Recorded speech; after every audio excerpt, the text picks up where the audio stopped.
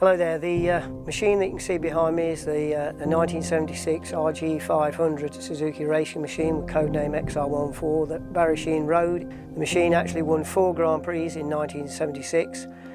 The actual machine, he played a very key part in him becoming world champion. I was fortunate enough to work with Team Suzuki and then with Barry, and was a mechanic for part of that time, working on this machine. And now I'm in the very fortunate position of being able to restore it some 42 years after it was actually made.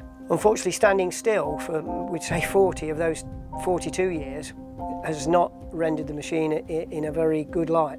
We are going to restore it, and we're going to be able to do that by using parts actually from the classic parts Suzuki range, which some engine components are still available as they were actually made and incorporated into the road-going RG500. The main area that we'll be concerned with is the magnesium crankcases, carburetors and other components that are magnesium, but we've also know that the oil seals throughout the engine and brake system have also failed just due to ultraviolet contamination by the sun. But the whole machinery is going to be disassembled completely and taken apart and restored into a running condition.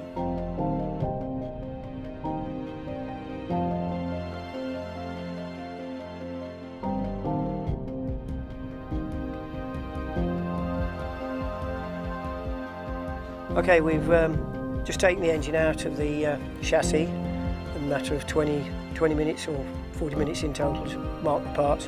But already when we were draining out the gearbox oil, we realised that had been polluted by basically the radiator water, as we thought.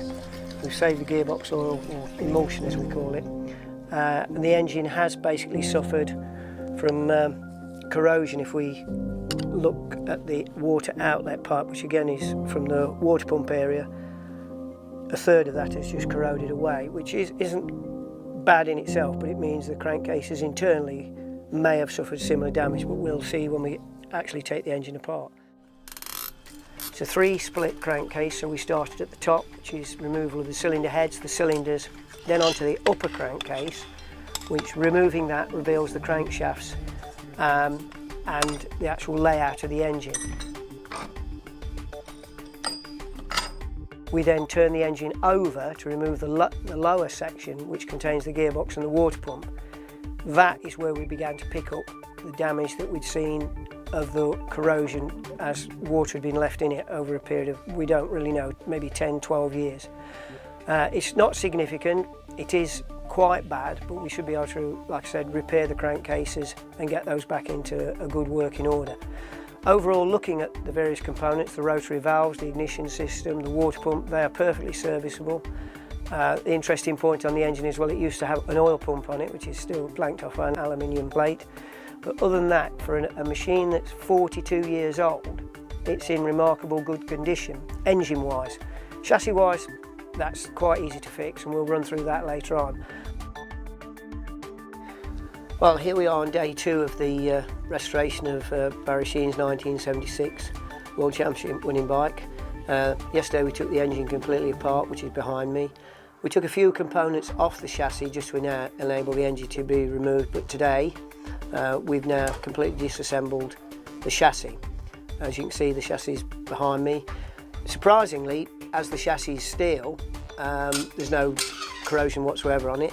And most of the other components are corrosion free, being that they're not magnesium, which is what our fear was with the engine.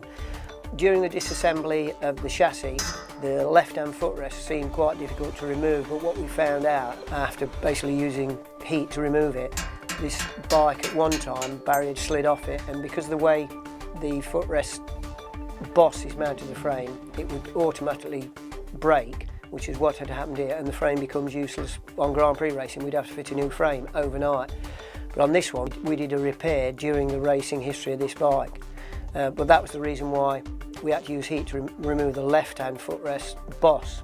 We've disassembled the front forks. Everything looks okay inside there. Obviously they'll be cleaned, re-shimmed and re-valved to standard, not anything different. And just a restoration work will be done on the front forks. The rear suspension units will be the same. Cleaning, not re-valving on the rear suspension because it's a sealed unit.